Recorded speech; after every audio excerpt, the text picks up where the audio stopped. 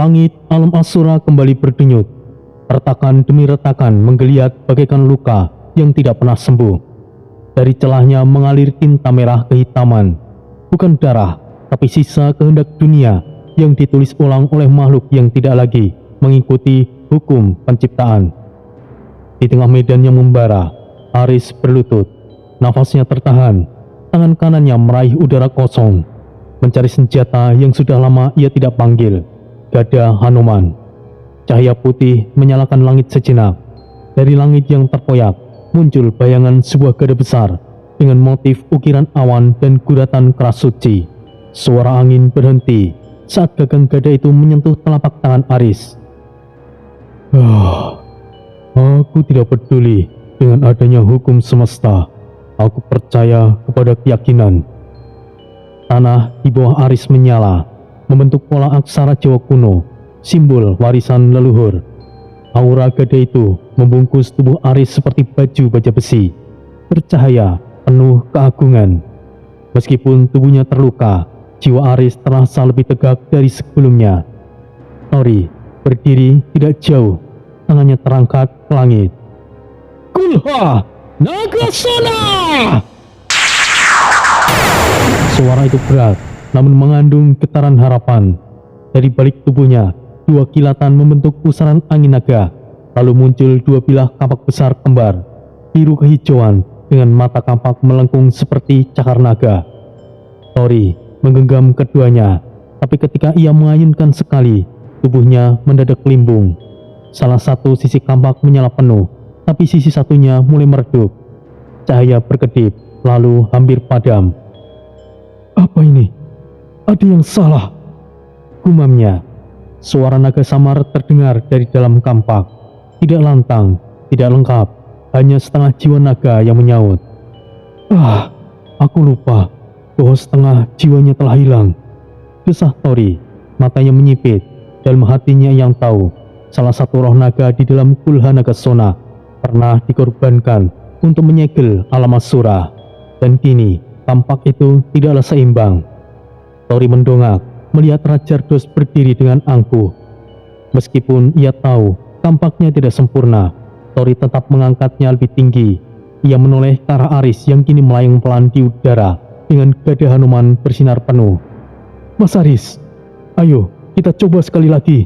Aris tidak perlu menjawab. Dengan satu teriakan ia meluncur. Pusaran putih membentuk wajah Hanuman di langit, menyusul tubuh Aris yang berputar seperti meteor sakti. Tori menghentakkan kakinya ke tanah, menciptakan dua lingkaran naga di sekeliling dirinya, lalu mengayunkan Kulha Nagasona ke arah Rajardos, menciptakan gelombang energi berbentuk kepala naga berkepala dua. Rajardos tidak bergeming, kedua tangannya terbuka, seolah menyambut dua kutub serangan itu dengan tenang. Manusia bodoh, sepertinya kalian masih belum mengerti. Baiklah, anggap saja aku berikan kalian kesempatan untuk bernafas lebih lama lagi. Tongkat barunya yang terbentuk dari panah gabungan Aris dan Tori sebelumnya berputar di atas telapak tangannya. Dan dalam sekejap, lingkaran mantra terbentuk, berputar seperti mandala hitam keunguan. Cahaya gada dan kampak bersatu tepat di depan Rajardos. Suara ledakan mengguncang hingga ke langit ketiga, tapi bukan Rajardos yang terpental. Aris dan Tori terhempas, terpaku kedua arah berbeda. Gada Hanuman terlepas, Kulha Nagasona retak di bagian ujung. Aris menggigit lidahnya agar tetap sadar. Debu memenuhi paru-parunya. Tori berusaha berdiri, namun lututnya tidak mau bergerak.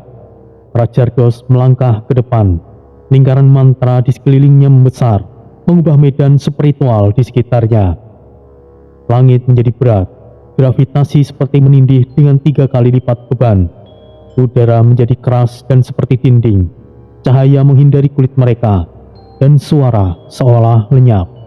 Tori terhuyung. Mas Aris, ada sesuatu yang salah dengan senjataku. Aku baru ingat, jiwa Kulha Nagasona masih belum lengkap. Aku tidak bisa sepenuhnya bisa mengerahkan seluruh kekuatan pusaka naga. Aris dengan gada Hanuman yang masih menyala samar berkata dengan pelan, "Kau masih hidup, Tori. Selama itu, kita masih belum kalah." Rajardos menatap mereka, seolah dua kotoran yang masih menempel di ujung jubah iblisnya.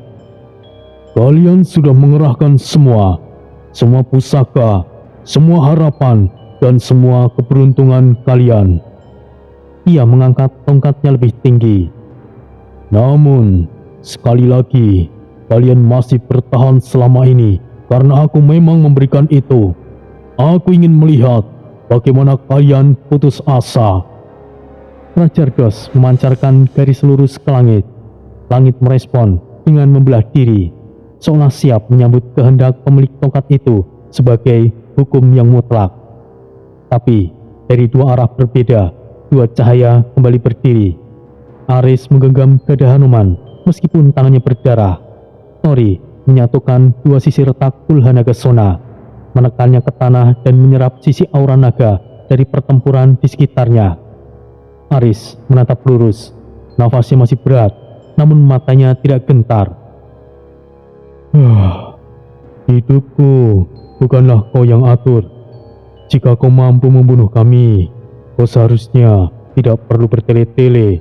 Sejak kapan iblis punya belas kasihan?" Tori tersenyum samar. "Itu benar. Setidaknya iblis lebih manipulatif dari kita yang manusia ini, Mas. Ia pikir ia lebih pintar dari kita." Langit alam Asura tiba-tiba berhenti bergerak. Petir membeku di udara. Rantai kilat yang biasa menyambar tidak lagi berteriak. Angin memantung, seperti regu hendak bergerak ke arah yang mana. Suara denting senjata, teriakan prajurit, dan gelegar mantra menghilang dalam sekejap, digantikan oleh satu suara yang menggertakkan tulang. Detak pelan, seperti jantung iblis yang berdetak di bawah permukaan dunia. Tori berdiri tegap di samping Aris. Darah menetes dari pelipisnya, menelusuri rahang, lalu jatuh ke tanah yang mulai merekah merah. Aris, tangannya masih menggenggam senjatanya yang bergetar, mendongak ke langit. Mata mereka tidak menunjukkan rasa gentar, tapi kesadaran bahwa sesuatu yang jauh lebih tua dari neraka sedang bergerak. "Sial, ada yang datang. Jan, sepertinya ini akan tambah merepotkan," gumam Aris yang nyaris tidak terdengar. Tanah retak tanpa suara, langit menghitam perlahan, seperti tinta tumpah yang menyebar di permukaan air. Namun, itu bukan hanya gelap, itu penghapusan cahaya. Bahkan para roh leluhur yang menyelimuti medan tempur nampak mengecil, mendadak diam, seolah diperintahkan oleh kekuatan yang tidak mereka kenal. Kemudian, tiba-tiba langit terkoyak. Celah dimensi terbuka di udara, seperti sobekan raksasa yang digunting dari dalam realitas. Dari dalamnya muncul pusaran energi hitam, seperti sumur tanpa dasar yang menghisap warna dan suhu. Kabut hitam kental bergulung, tidak bergerak ditiup angin, karena angin sekalipun menolak untuk mendekat. Dan dari dalam kabut tersebut, 3 siluet mulai terbentuk, perlahan, namun dengan kehadiran yang membuat seluruh pasukan, baik manusia maupun iblis, terpaksa berhenti. Siluet pertama lebih tinggi dari iblis manapun, dengan 3 mata yang menyala satu persatu, merah, ungu, dan hitam. Siluet kedua ramping dan diam, tetapi aura di sekelilingnya membuat bayangan mencicit dan para roh bergetar mundur.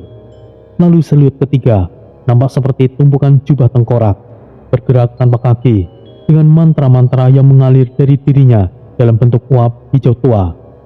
3 raja iblis yang pernah dikalahkan dalam perebutan tahta dan kini kembali hadir, tapi bukan sebagai pengacau. Mereka bukan lagi monster yang tidak terkendali. Mereka adalah pasukan resmi di bawah komando Rajardos. Dan langit, untuk pertama kalinya sejak perang dimulai, tidak berani menatap ke bawah. Dari balik kabut hitam yang menyayat langit dan mencemari tanah, mereka muncul satu persatu, bukan sebagai bayangan masa lalu, tapi sebagai ancaman nyata yang berdiri dengan keyakinan baru. Yang pertama menjejakkan kaki Galzaret. Tanah pecah dan medan bergetar. Sosok raksasa setinggi menara, bertubuh dari batu hitam berurat mahma, melangkah ke depan seperti dewa perang yang kembali dari pengasingan. Matanya dua, lalu yang ketiga terbuka dari dahinya, menyala merah menyilaukan seperti bara api. Di tangannya tergenggam tombak bulan hitam, senjata yang dikatakan pernah menusuk tulang naga kosmik. Tombak itu berdetak, bukan bergetar, seperti nadi makhluk hidup, seolah menandakan ia tidak pernah benar-benar tidur. Setiap langkah Galzaret menghancurkan tanah di bawahnya, menciptakan denyutan tanah yang menghempas seperti palu raksasa. Kemudian muncul sosok kedua, Nasara. Ia tidak berjalan, ia melayang perlahan tanpa suara, diselimuti kain-kain kelam seperti kabut yang dijahit oleh rasa duka. Wajahnya diselimuti di balik 3 topeng perunggu yang bertumpuk. Masing-masing terukir nama-nama iblis dan manusia yang telah mati. Aura kematian mengalir dari tubuhnya, bukan hanya membunuh, tapi menghapus eksistensi. Udara di sekitarnya bergetar dalam tangisan yang tidak terdengar. Bahkan para roh leluhur yang biasanya bersikap gagah, kini gemetar dan perlahan mundur menjauhi medan. Seolah kehendak mereka tidak cukup kuat untuk berada di dekat Nasara. Dan yang terakhir, muncul dengan langkah sunyi, Rock Haram. Ia kecil, ringkih, namun justru itulah yang membuat paling mengerikan. Tubuhnya dibalut jubah yang terbuat dari tengkorak dan tulang makhluk-makhluk yang sudah tidak dikenal sejarah, menjuntai seperti hiasan horor dari waktu yang dilupakan. Tangan kirinya menggenggam rantai mantra yang terbakar perlahan oleh api jiwa. Setiap langkah Rock Haram membuat energi spiritual di sekitarnya lenyap, bukan terserap, tapi seperti ditolak oleh kenyataan.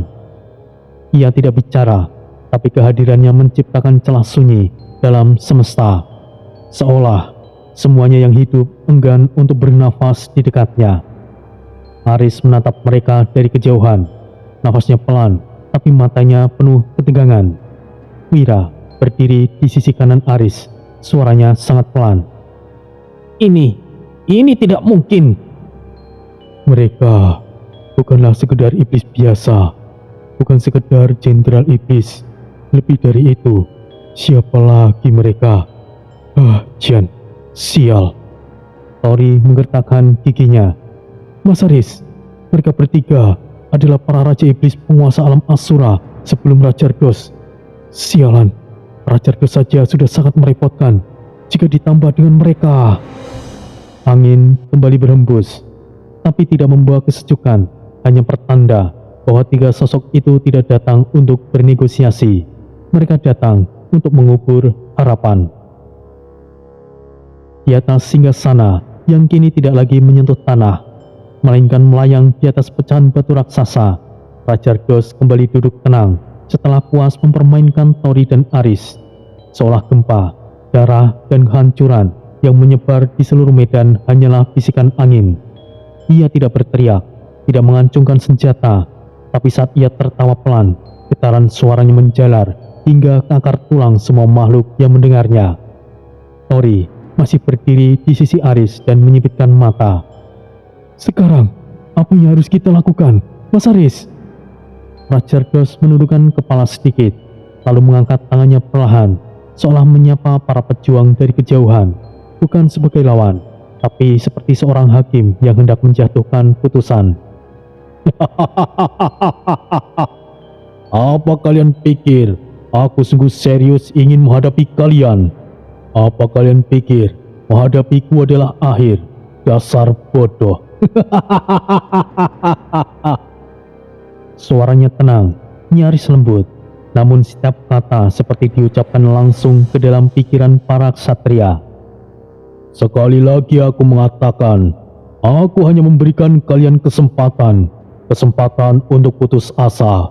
Kematian dalam ketakutan adalah sesuatu yang lebih menyakitkan. Dan sekarang, terimalah takdir kalian sebenarnya. Ia menunjuk Galzaret, Nasara, dan Rock Haram, 3 raja iblis yang kini berdiri di tanah nyata dengan tubuh yang utuh. Bukan dalam wujud ilusi, bukan sekedar reinkarnasi roh.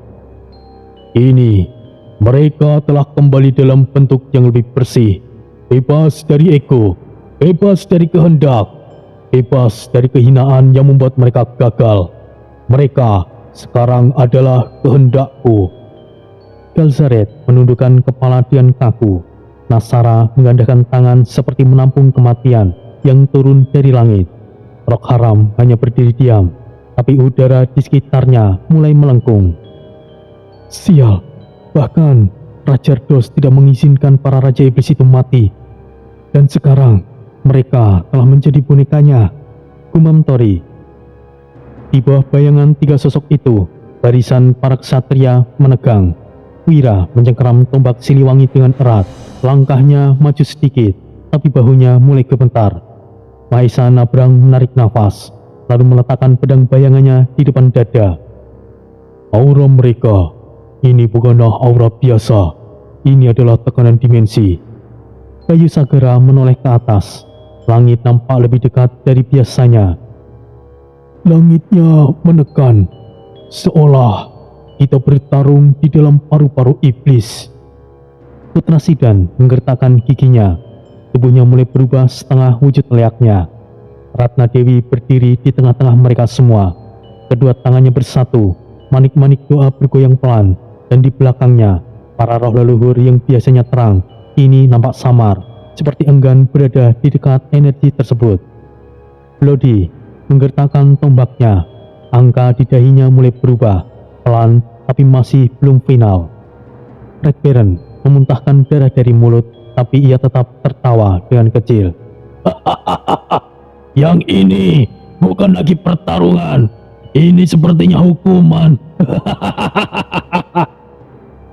Semua berdiri sejajar, membentuk formasi bertahan. Tidak ada komando, tidak ada aba-aba. Mereka hanya tahu satu hal. Apapun yang datang dari depan bukan sekedar musuh, tapi ujian semesta. Dan di atas, Raja Ardos kembali menyandarkan punggungnya ke singgasananya. Mari kita lihat siapa yang layak disebut akar dari harapan. Galzaret tidak berbicara banyak. Ia hanya menatap para ksatria dengan mata ketiganya yang bersinar merah menyala. Tombaknya yang ujungnya berputar seperti bilah bulan sabit perlahan dinaikkan ke udara. Saat ia menghentakkan tombak itu ke tanah, gelombang kejut muncul, bukan hanya ledakan biasa. Medan pertempuran seolah ditarik ke bawah, lalu dilempar kembali ke atas. Lingkaran besar di tanah terangkat seperti piring raksasa, menghancurkan formasi pertahanan para ksatria. Putra Sidan dalam bentuk harimau bersisik terenggiling, meraung dan mencakar tanah, berusaha menjaga keseimbangan. Tapi guncangan itu bukan dari dunia itu. Ia terseret mundur beberapa meter, meninggalkan jejak api spiritual dari cakarnya. Ratna Dewi mencoba memanggil pelindung leluhurnya, tetapi kalungnya tetap gelap. Ia terhuyung dan lututnya menyentuh tanah. Para roh leluhurku, jangan takut, tetaplah bersamaku. Kita musnahkan mereka. Mahesa Nabrang berdiri di belakangnya. Wajahnya mengeras saat melihat Roh Haram melangkah maju. Itu adalah mantra penguras jiwa. Jika ia melepaskannya, kita bahkan bisa kehilangan kehendak untuk bertarung. Kayu Sagara berdiri di sisi lain medan, mengangkat kedua tangannya ke langit. Awan badai mulai berkumpul, tapi bahkan kilat sekalipun nampak ragu untuk turun. Di tengah kekacauan itu, Tori terhempas ke dinding batu. Suaranya menggema saat tubuhnya menghantam keras, meninggalkan retakan di dinding. Pedang iblisnya jatuh dari tangan, dan satu goresan menganga terlihat dari punggungnya. Aris yang berdiri terlalu dekat dengan pusat ledakan terpental ke belakang. Gada Hanuman terlempar dari genggamannya, berputar di udara dan tertancap jauh dari sisi utara medan, menancap sebuah tiang bendera yang kehilangan warna. Ia mencoba bangkit, namun tanah di bawahnya seperti memudar, menggeliat dengan kekuatan realitas yang telah bertolak. Setiap gerakan seperti melawan gravitasi yang dibuat dari kehendak iblis. Wirakusuma berusaha mengangkat tombak Siliwanginya, tapi bukan cahaya suci pusaka itu nampak bergetar, seperti meragukan pemiliknya. Red Baron dan Bloody berdiri saling membelakangi. Darah menetes dari bibir keduanya. Tidak satu pun dari mereka berbicara, tapi mereka tahu musuh kali ini bukan yang bisa mereka lawan dengan kemarahan semata. Di langit, Nasara mulai membuka kedua tangannya. Kabut kepatihan membentuk lingkaran ritual. Roh Haram berdiri diam, tapi lingkaran sihir mulai terbentuk di bawah tanah. Tulang-tulang kecil mencuat dari dalam debu, seperti dipanggil dari kuburan yang tidak pernah ada. Aris menoleh ke arah Tori yang masih terbaring, lalu memandang seluruh medan. Teman-temannya terluka, garis pertahanan telah hancur, langit retak, dan musuh mereka berdiri seperti dewa kehancuran. Kita tidak bisa menghadapinya sendirian. Kita harus bersama. Aris menggertakkan gigi, satu lutut menekuk, tangan meraih ke depan. Tapi medan mulai runtuh kembali, dan Galzaret mengangkat tombaknya sekali lagi. Rajardos berdiri seperti puncak dunia yang tidak tergoyahkan. Di belakangnya, Galzaret, Nasara, dan Roh Haram menyebarkan tekanan seperti gunung yang runtuh perlahan. Ia menyebarkan tangannya, seolah menyambut kehancuran yang akan ia tulis sendiri di atas tanah itu. Kalian pikir bisa menumbuhkan harapan di tanah ini? Kalian melupakan sesuatu. Ini adalah alam Asura. Tidak ada satupun makhluk selain iblis yang bisa bertahan, sekalipun itu para dewa. Seketika, aura hitam keunguan dari tubuh Rajardos meluas, mengiris-iris medan seperti tinta membelah kertas. Retakan halus muncul di tanah, bukanlah retakan biasa. Retakan itu menyerap cahaya, menyerap waktu. Dari balik garis pertahanan, para roh leluhur yang dipanggil Ratna Dewi mulai goyah. Beberapa di antaranya menghilang perlahan, seperti dibatalkan oleh kekuatan yang lebih tua dari kematian itu sendiri. Ratna Dewi terhuyung, kalung leluhurnya bersinar redup lalu padam. Mereka tidak sanggup lagi menembus medan ini. Tori yang kini berdiri dengan satu lutut menahan tubuhnya menggertakkan gigi. Red Baron mengusap darah dari bibirnya dan memukul tanah dan berusaha bangkit. Dan Bloody yang sudah berada di takdir 005, tapi ia tetap tidak bisa bergeming. Namun, di tengah semua itu, di medan yang bergetar, di bawah langit yang retak dan menolak cahaya, satu suara muncul, pelan dan lantang. Semuanya, jangan gentar!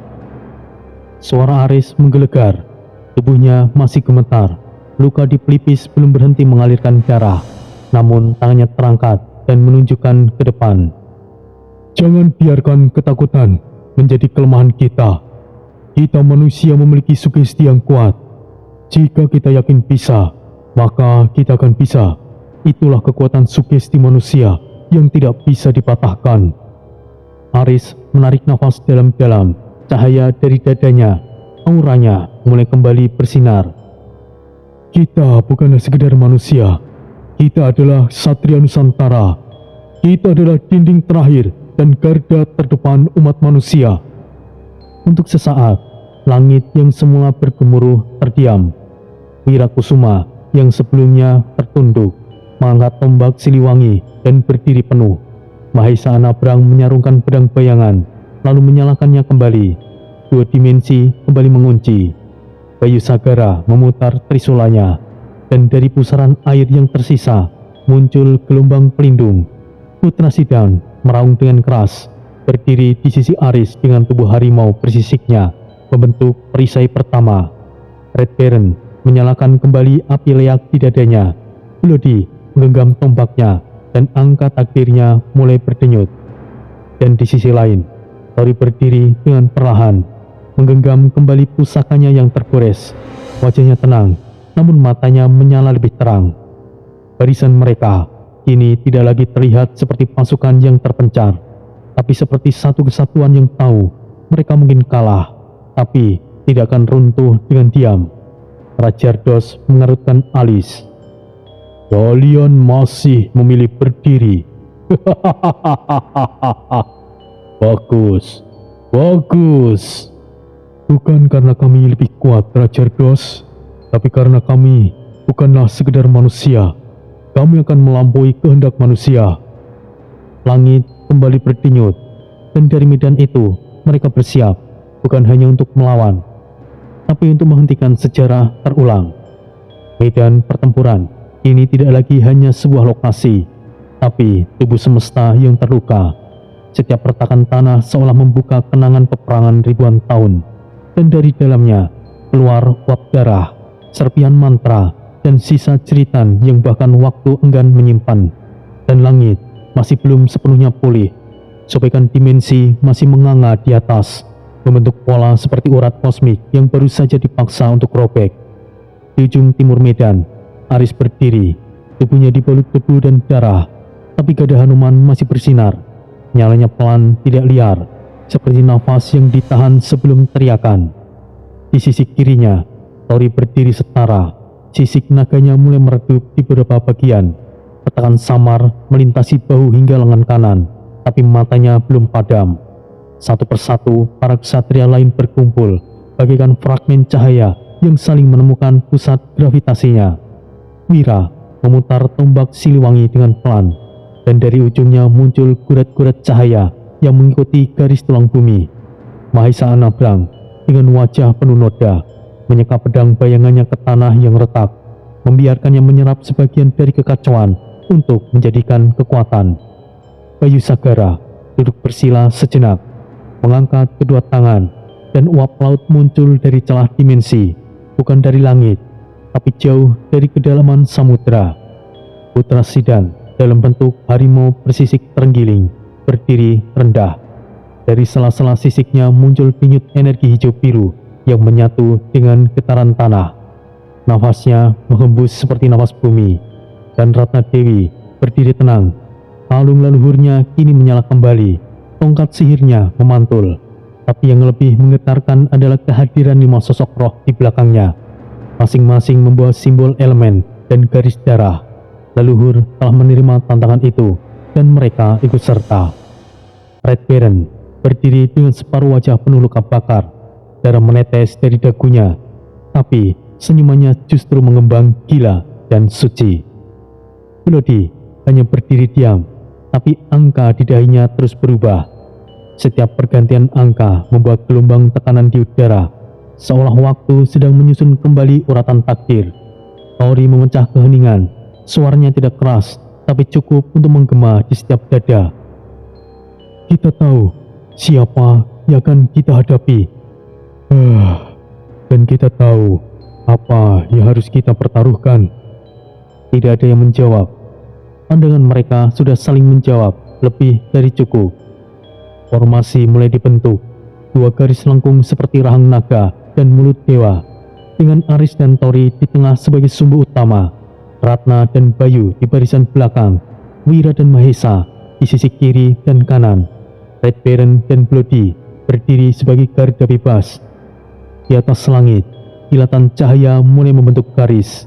Di bawah tanah, gema mantra mulai menyala dalam urat bumi, dan di antara mereka semua, hening. Nafas terakhir sebelum gelombang.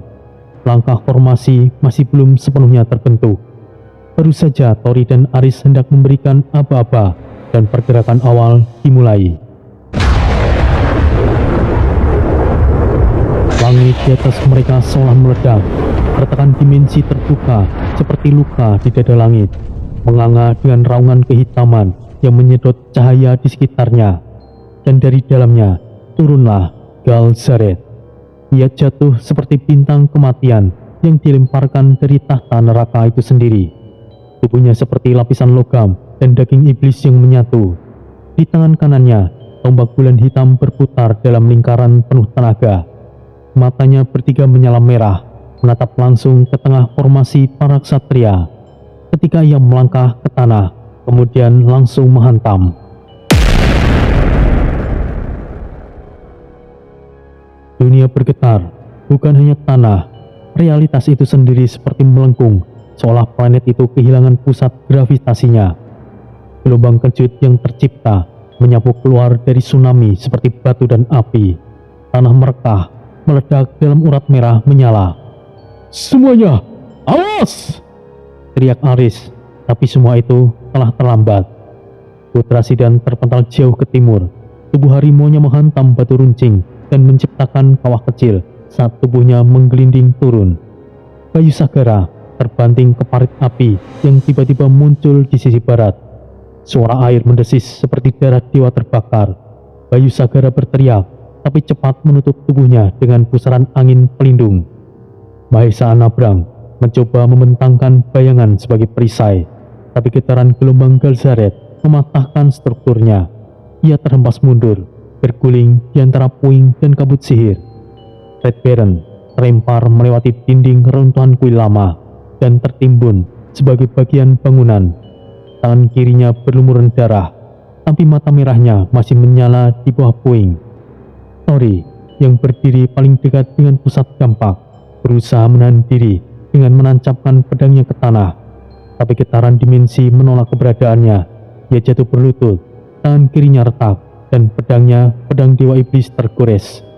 Kilatan darah naga menyembur dari celah bilah, memercik dan membakar udara.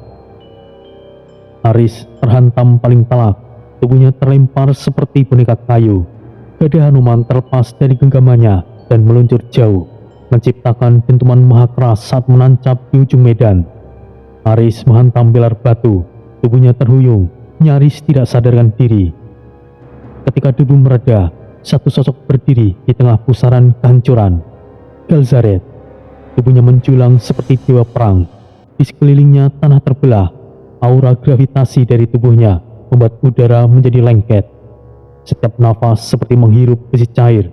Langkahnya menciptakan lekukan yang tidak kasat mata, seolah dunia melengkung untuk menyesuaikan dirinya. Ia menepukkan ujung tombaknya ke tanah sekali lagi. Dentuman bukan hanya sekedar fisik, tapi spiritual. Satu getaran membuat para roh leluhur Ratna gemetar dari kejauhan.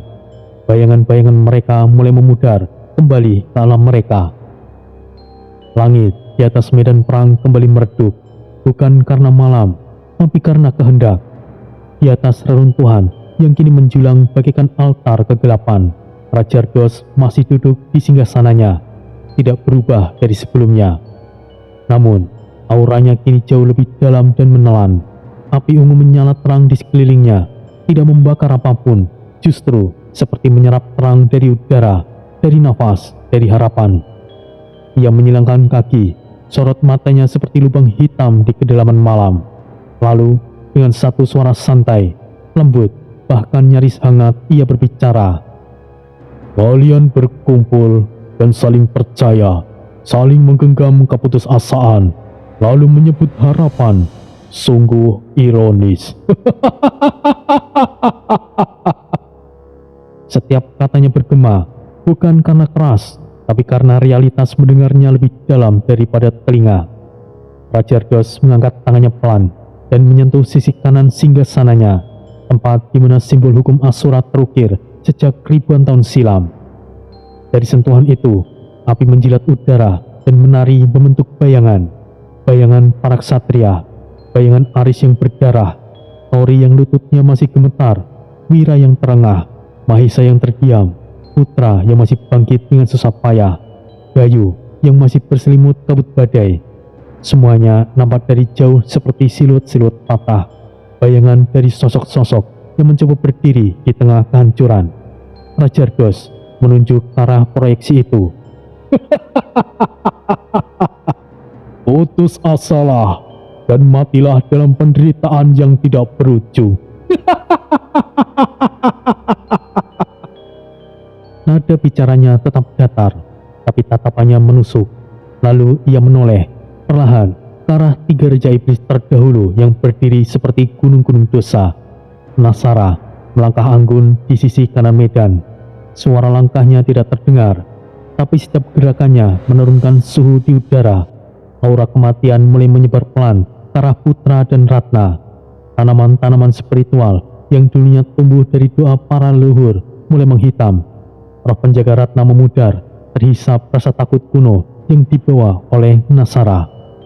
Putra Sidan yang masih dalam bentuk wujud harimau bersisik terenggiling, mendesis, tapi bahkan gemuruh raungannya terdengar hampa di bawah tekanan aura Nasara.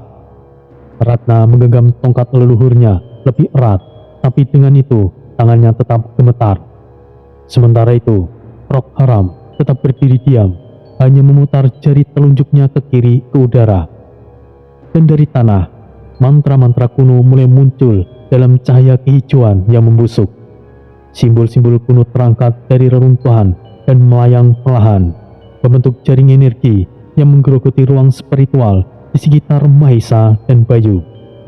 Bayu Sagara menyentuh jantungnya, seolah kesulitan bernafas, karena elemen air dan angin dalam tubuhnya mulai bertabrakan akibat distorsi ruang. Mahesa mencoba membelah dimensi untuk berlindung, tapi bayangan yang ia ciptakan justru memantulkan kembali rasa sakit. Mantra Roh Haram bukan menyerang tubuh, tapi mengikis niat untuk bertarung. Aris perlahan bangkit, lututnya bergetar di atas tanah yang merekah. Debu masih turun dari langit seperti abu kremasi semesta. Nafasnya terputus, dada Hanuman tergenggam lemah, dan di matanya tergambar satu hal: kelelahan belum datang, tapi sedang menuju. Sial, mereka terlalu kuat. Di kejauhan, Galzaret masih berdiri seperti gunung hitam yang menyimpan kilat dalam perutnya. Mata ketiganya menyala, mengunci arah pada Tori yang juga sedang berusaha bangkit dari puing-puing. Tori berdiri tertatih, sisik-sisik naganya retak di bahu. Sebagian sudah mulai mengelupas, memperlihatkan daging yang terbakar di baliknya. Tapi matanya tetap menyala. Pedang Dewa Iblis tertanam setengah di tanah. Ia mencabutnya perlahan, gerakan kecil tapi menggertakkan udara. Di sisi lain, Wira muncul dari balik dinding batu yang nyaris runtuh. Kedua tangannya mengangkat tombak Siliwangi tinggi ke langit. Ia memanggil kembali aliran petir, bukan untuk menyerang, tapi untuk mengalirkan kembali semangat di medan perang, memicu sisa energi bumi untuk menjalar seperti akar cahaya. Mahesa Anabrang berdiri bersebelahan dengan Bayu, bahunya tertusuk pecahan mantra Roh Haram, tapi ia tetap mengangkat pedang bayangannya. Dari ujung bilahnya, bayangan berbentuk pelindung mulai tumbuh, menutupi sisi formasi yang telah terbuka akibat serangan sebelumnya. Di belakang mereka, Ratna Dewi berdiri di tengah lingkaran roh. Dua entitas besar muncul, roh leluhur dari pegunungan timur. Satu membawa perisai batu gunung, yang satu lagi membawa matahari mini di telapak tangan. Cahaya spiritual mulai mendorong kembali aura Nasara, meski hanya sejengkal. Formasi itu belum utuh, tapi masih bernafas dan masih bernyawa. Mereka masih melawan, dan mereka tahu jika satu gelombang seperti sebelumnya kembali menghantam, bukan hanya tubuh mereka yang akan roboh, tapi sisa tekad yang mereka punya akan ikut terkubur. Tori mendekat ke Aris, suaranya rendah tapi penuh gemetar yang ditahan. Kalau kita tidak bisa membuat batas lagi, ini akan menjadi kuburan kita, Mas Aris. Aris menatap sekeliling. Ratna Dewi kini berlutut di tengah para roh yang mulai melemah. Bayu mencengkeram sisi dadanya, darah menetes dari antara jari. Wira berteriak tanpa suara, suara tenggorokannya hilang karena menahan badai. Lodi duduk di atas reruntuhan, angka di kepalanya mulai memudar. Semuanya berdiri, tapi mereka semuanya hampir habis. Aris menarik nafas dalam, hembusan udara terasa seperti pisau dari paru-parunya, tapi ia tetap tegak. Jika begitu, jika kita akan mati, maka kita akan mati bersama. Setidaknya salah satu dari kita, dari mereka akan kita bawa. Semuanya mengangguk. Apakah mereka benar-benar akan tewas? Apakah ini akan menjadi perjalanan terakhir bagi Ksatria Nusantara? Debu masih berputar lambat di udara, menari dalam pusaran angin yang tidak punya arah. Langit di atas mereka nampak retak, seperti cermin raksasa yang dihantam keras, dan kini menampakkan celah-celah rapuh yang tidak kunjung pulih. Sinar matahari terbelah oleh retakan itu, menciptakan pantulan-pantulan aneh di atas tanah yang telah rusak parah. Aroma logam, bara, dan tanah hangus menyesakkan dada. Tubuh Aris terjerembab, satu lengannya terentang ke depan, jari-jarinya bergetar mencoba meraih dada Hanuman, yang tergeletak tidak jauh. Ia tidak bergerak sesaat, hanya terdengar helaan nafas yang dalam dan tertahan. Nafas seorang pejuang yang telah jatuh, namun belum menyerah. Tidak jauh darinya, beberapa sosok mulai bangkit. Gerakan mereka lambat, seperti dibebani oleh berat yang tidak kasat mata. Lapisan debu menyelimuti tubuh mereka, mengaburkan warna-warna pakaian perang yang semula gagah. Aris menggertakkan giginya, lalu mulai menumpang tubuh dengan satu lutut. Gemeretak sendi dan derak otot terasa, tapi ia tidak berhenti. Tangannya mengepal, dan dengan suara lirih yang tetap mengandung bara. Ini bukanlah perang yang bisa kita menangkan dengan keberanian semata. 2 langkah darinya, Tori memuntahkan darah dari mulutnya, lalu menyeka dengan punggung tangan. Ia melangkah maju dan menatap Maris. Mas Aris, kita tidak akan menyerah. Apapun yang terjadi, aku tidak akan mundur. Langkah Tori menghasilkan suara ketika menginjak pecahan batu dan tulang. Di belakangnya, Ratna berdiri dengan lutut gemetar, tapi sorot matanya tetap menyala. Jubah putihnya telah tercabik, sebagian tersangkut di pelat baja yang telah lepas dari pundaknya. Namun, genggaman pada tongkat sihirnya tetap tenang, bahkan terlihat anggun. Aku tidak takut mati. Sebagai seorang ksatria, aku akan berjuang atas nama para roh leluhur. Mahesa Anabrang, tubuhnya penuh goresan dan baju sirahnya remuk di sisi kanan, bergerak mendekati Ratna. Suaranya pelan, seolah hanya ditunjukkan untuknya. Setidaknya, aku akan mati untuk melindungimu, Ratna. Wirakusuma, yang baru saja menarik kakinya dari reruntuhan tiang batu, mengangkat alis dan menggelengkan kepala. Bisa-bisanya kau menggombal dalam situasi seperti ini, Mahesa. Ada tawa kecil di ujung nada Wira, walaupun tubuhnya jelas menunjukkan penderitaan. Bahunya tertusuk serpihan besi, tapi ia berdiri dan dada dibusungkan. Bayu Sagara muncul di balik reruntuhan altar. Bajunya sobek dan tubuhnya penuh lumpur. Ia membawa 2 trisula yang patah, seperti mainan anak-anak dibandingkan dengan tubuh kekarnya. Setidaknya, aku tidak mati tenggelam. Itu sudah lebih baik. Putra yang sedang membalut luka di pahanya dengan sebagian kain mendengus. Sial, bagaimana kau bisa mati tenggelam, Bayu? Kau sendiri seperti ikan berkaki. Sejenak semua orang menoleh. Beberapa tawa pelan terdengar, tercekat tapi nyata. Aris kini berdiri sepenuhnya, menahan gada Hanuman dengan 2 tangannya. Senjata itu mulai berdenyut lembut, mengeluarkan cahaya samar, seperti nyala kunang-kunang yang pulang ke tubuh pemiliknya. Sepertinya kalian baik-baik saja. Ya, walaupun nasib kita akan ditentukan di sini. Udara di sekitar menjadi lebih berat, seolah waktu melambat sejenak. Di tengah kehancuran dan rasa sakit, tawa kecil itu seperti api kecil yang menyala di malam paling dingin. Mereka tahu kemungkinan menang nyaris nihil, tapi dalam detik-detik itu mereka tidak lagi sendirian. Lodi yang berdiri di antara reruntuhan tiang batu besar memeriksa bilah hitam panjangnya yang kini penuh retakan cahaya merah samar. Tatapannya dingin, ia tidak banyak bicara. Jika harus mati, aku sudah siap. Suara batu retak di belakangnya tidak membuatnya menoleh. Dari atas reruntuhan, Red Baron melompat turun.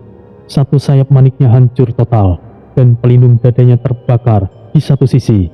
Tapi ekspresinya tetap sama, humoris dan beringas. Ia mengayunkan kampak berujung gigi, lalu menyeringai. Meskipun aku belum mendapatkan apem premium, tapi ya tidak masalah. Ayo kita habis-habisan. Beberapa dari mereka tertawa kembali. Entah karena lucu atau karena keputusasaan telah merubah menjadi keberanian yang murni. Tori menatap mereka semua. Suaranya kali ini lebih lembut, seperti sedang berbicara kepada keluarga. Ya, senang bisa bertarung bersama kalian hingga akhir.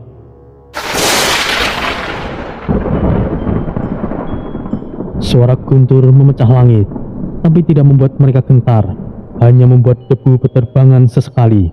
mengaburkan pandangan, namun tidak keberanian. Di tengah kehancuran itu, yang tersisa dari manusia adalah keberanian, persahabatan, dan tawa kecil sebelum badai menelan semuanya. Dan Aris kini berdiri bersama mereka. Angin kembali mengamuk di antara puing-puing kuil yang telah rata dengan tanah. Debu berputar membentuk pusaran pendek, lalu lenyap di bawah hawa panas yang tidak kunjung surut. Cahaya dari langit yang retak terus menyorot ke bumi, seperti mata ilahi yang mengintai detik-detik kehancuran. Di bawah sinar retak itu, tubuh-tubuh para pejuang masih berdiri, goyah tapi belum runtuh. Aris kini tegak dengan gada Hanuman yang bergetar di genggamannya, menatap kejauhan. Di sisi medan lain, Tori, Red Baron, dan Bloody baru saja merangkak keluar dari tumpukan reruntuhan. Mereka terluka, namun masih bernyawa. Suara Aris menggema keras, membelah dinding logam dan desir angin panas. Tori, Red Baron, Bloody, dengarkan aku. Kalian harus pergi sekarang. Bawa harapan keluar dari sini. Kalian masih punya misi penting, bukan? Hanya yang Togok yang bisa meredam semuanya ini. Suara itu menggema, menabrak dinding batu yang tersisa dan menggetarkan hati. Serpian kecil dari atap yang setengah runtuh berjatuhan, bersamaan dengan desir angin yang menyambar leher mereka seperti bisikan kematian. Tori menghentikan langkahnya. Debu di wajahnya membentuk garis tipis akibat keringat yang mengalir. Nafasnya terengah, tapi sorot matanya tajam seperti tombak. Apakah kau sudah gila, Mas? Kita bersama saja tidak bisa mengalahkan mereka. Apa yang ingin kau lakukan? Langkahnya maju 2 tapak.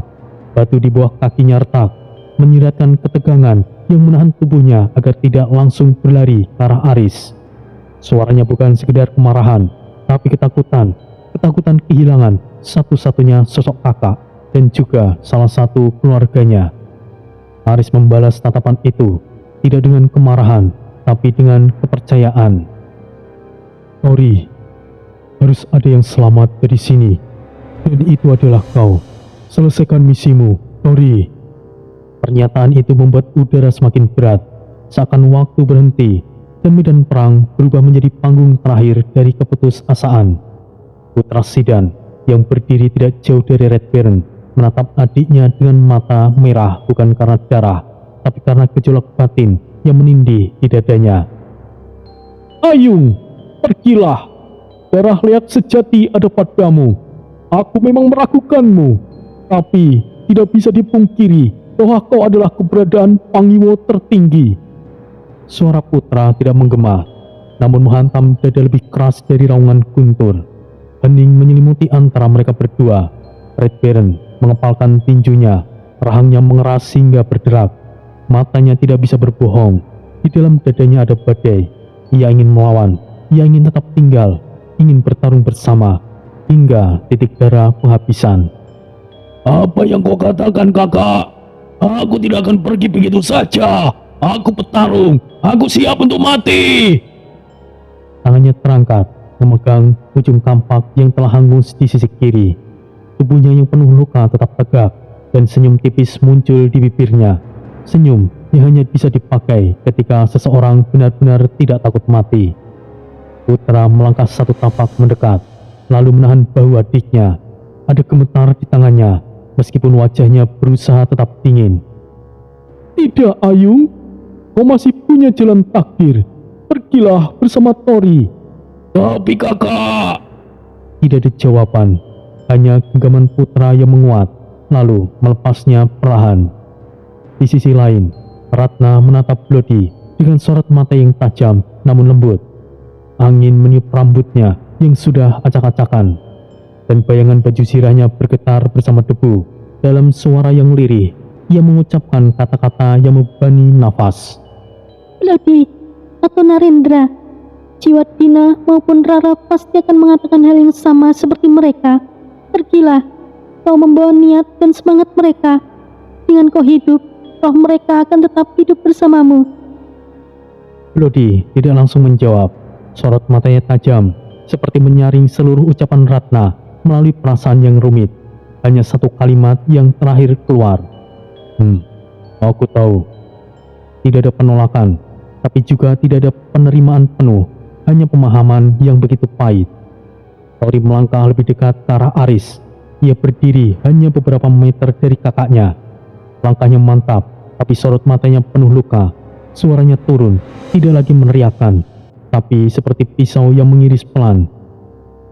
Kau ingin aku lari, Mas? Sementara kau mati di sini bersama mereka. Pertanyaan itu menggantung di udara, lebih tajam dari bilah keris.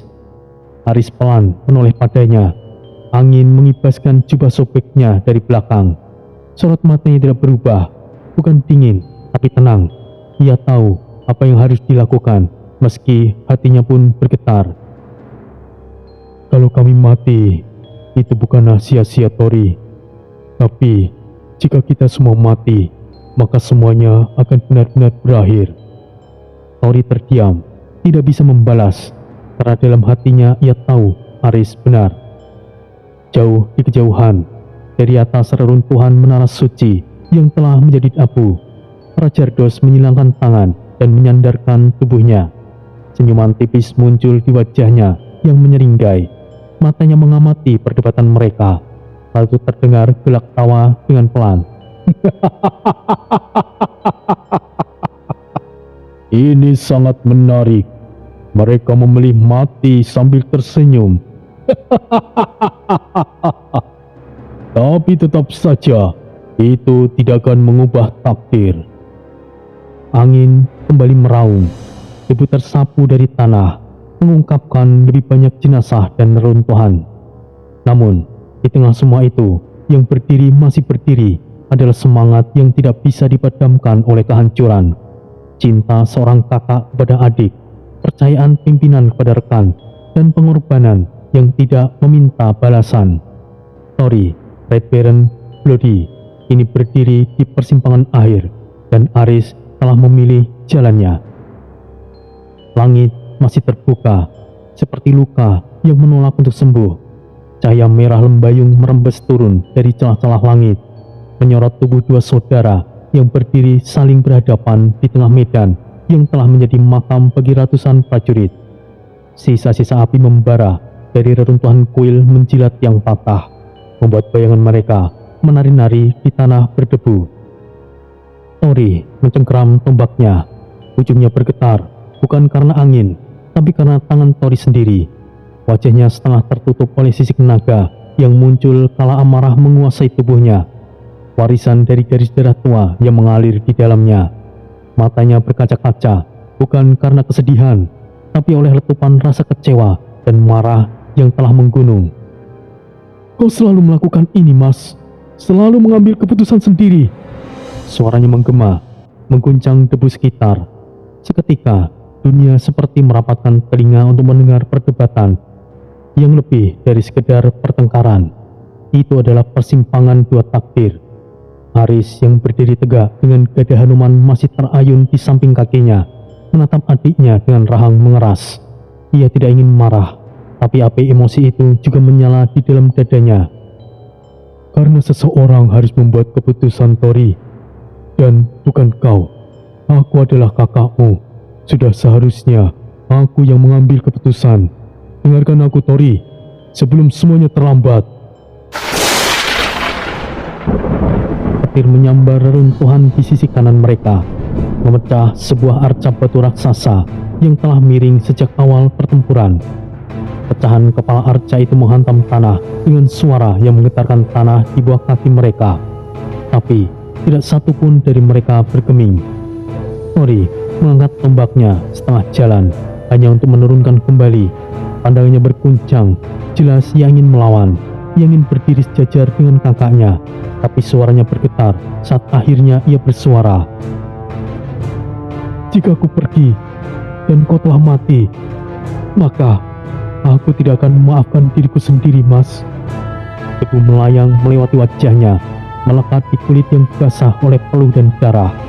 Sorot matanya menyiratkan lebih dari amarah. Ada ketakutan, kepedihan, dan trauma kehilangan yang begitu mendalam. Ia bukan hanya takut kehilangan seorang kakak, ia takut kehilangan satu-satunya keluarga yang ia tahu pasti akan melindunginya apapun taruhannya. Aris mendekat perlahan, mengurangi jarak di antara mereka.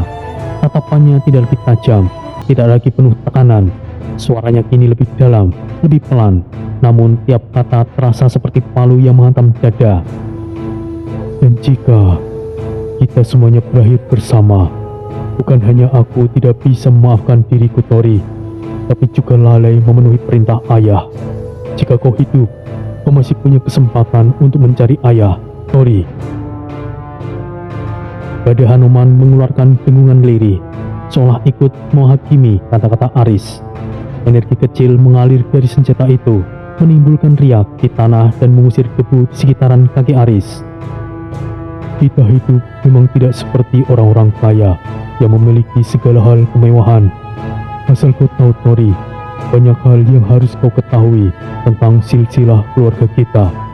Kita bukan hanya pemegang takdir, tapi juga kunci yang menentukan nasib. Tori terdiam. Kata-kata itu masuk seperti anak panah tanpa suara, menembus dinding emosinya. Ia menggigit bibirnya, mencoba menahan aliran air mata yang mulai menggenang di sudut matanya. Tapi emosinya belum habis. Ia membalas dengan suara yang nyaris patah. Jangan membuatku bingung, Mas. Jangan membuat terlihatku pengecut. Hanya dengan omong kosongmu, agar aku mempercayaimu. Aris menarik nafas dalam. Angin meniup pelan rambut panjangnya yang belepotan tanah dan bara. Ia tahu Tori tidak sedang menghinanya. Itu suara batin yang tersayat antara cinta dan kehormatan, dan itu lebih menyakitkan dari ejekan manapun. Tidak, aku mengatakan yang sebenarnya Tori. Jika kita terkubur di sini, semua orang di dunia kita juga akan menyusul cepat atau lambat. Aku mohon, jangan keras kepala, Tori.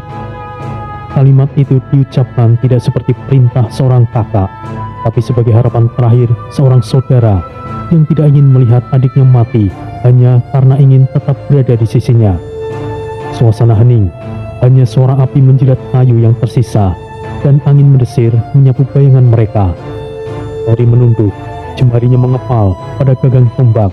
Perasaannya terpecah antara ingin mati bersama atau mempercayai bahwa hidup adalah pilihan yang lebih berat. Dadanya naik turun, matanya memejam, berusaha meredam gejolak yang mendesak dari dalam.